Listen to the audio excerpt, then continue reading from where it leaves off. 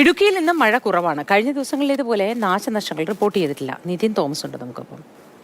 Nitin, good morning. കഴിഞ്ഞ ദിവസത്തെ പോലെ അല്ല ഇടുക്കിയിൽ മഴ കുറവുണ്ട് എന്നത് ആശ്വാസകരമായൊരു വാർത്തയാണ് നിതിൻ, അല്ലേ? ഇപ്പോൾ എങ്ങനെയുണ്ട്?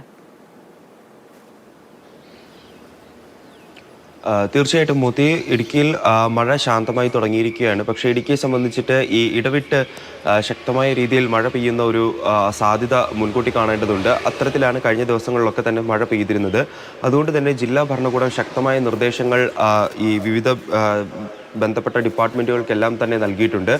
അത്തരത്തിൽ ശക്തമായ നടപടിക്രമങ്ങളും ജില്ലാ ഭരണകൂടത്തിൻ്റെ ഭാഗത്തു നിന്നും എടുത്തു വരുന്നുണ്ട്. ഇന്നലെ നിലവിൽ മഴ ശാന്തമാണെങ്കിലും ഈ ഡാമുകളിലേക്കുള്ള നീരൊഴുക്ക് ശക്തമായി തന്നെ ഉണ്ടായിരുന്നു.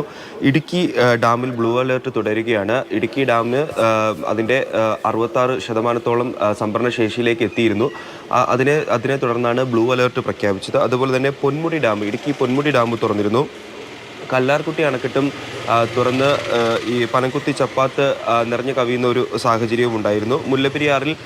മുല്ലപ്പെരിയാറിലേക്കും നിലവിൽ ഈ വൃഷ്ടി പ്രദേശങ്ങളിൽ നിന്നുള്ള നീരൊഴുക്ക് ശക്തിയായി തന്നെയുണ്ട്. മലയോര മേഖലകളിലും അതുപോലെ തന്നെ നഗരപ്രദേശങ്ങളിലും മഴ ശാന്തമായി തുടങ്ങിയിരിക്കുകയാണ്. ഇനിയുള്ളത് വനപ്രദേശങ്ങളിലും അതുപോലെ തന്നെ ഈ ഡാമിൻ്റെ വൃഷ്ടി പ്രദേശങ്ങളിലുമാണ്. ഇവിടെയും ഈ പ്രദേശങ്ങളിൽ കൂടെ മഴ ശാന്തമായി തുടങ്ങുകയാണെങ്കിൽ പൂർണ്ണമായിട്ടും ഇടുക്കിയിൽ മഴ ശാന്തമായി എന്ന് നമുക്ക് പൂർണ്ണമായിട്ടും പറയാം. ആശ്വാസകരമായ ഒരു വാർത്ത തന്നെയാണ്. അത്തരത്തിൽ മഴ തുടർന്നും ശമിക്കുന്നുണ്ട് എങ്കിൽ പഴയതുപോലെ തന്നെ ഉഷാറായ ഒരു കാലാവസ്ഥയിലേക്ക് ഇടുക്കി എത്തുമെന്ന കാര്യത്തിൽ സംശയം വേണ്ട. നിതിൻ തോമസ് ആണ് വിശദവിവരങ്ങൾ പങ്കുവച്ചത്.